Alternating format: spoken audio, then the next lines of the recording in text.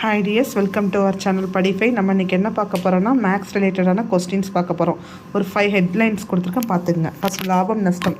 ஒரு நபர் ஒரு கைக்கடிகாரத்தை 2400க்கு வாங்கி 15% லாபத்திற்கு விற்கிறார் எனில் அதன் விற்பனை விலை என்னன்னு கேட்குறாங்க.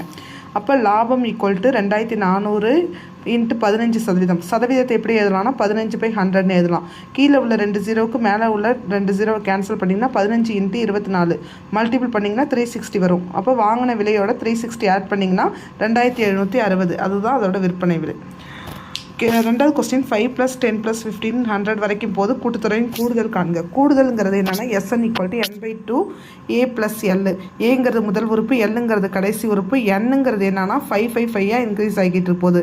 அப்போ 5ஆல் டிவைட் பண்ணணும் லாஸ்ட் நம்பர். அப்போ N 20 அதை வச்சு போட்டிங்கன்னா ஃபஸ்ட்டு வந்து 5 100 ஆட் பண்ணால் என்ன வரும்னா 105 வரும். அதோட கேன்சல் பண்ணி மல்டிபிள் பண்ணுறீங்க. ஒரு வட்டத்தின் ஆரம் 14 சென்டிமீட்டர். பரப்பளவு மற்றும் சுற்றளவு காண்க. பரப்பளவுக்கான ஃபார்முலா வந்து πr². சுற்றளவுக்கான formula 2πr.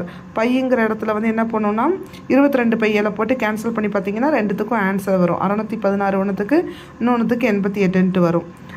அடுத்ததாக பார்க்க போகிற கொஸ்டின்ஸ்ப்பா. அசல் 10,000 ரூபாய்க்கு 10% ஆண்டு வட்டி விதத்தில் 2 ஆண்டுகளுக்கு கிடைக்கும் கூட்டு வட்டி என்னன்னு கேட்குறாங்க.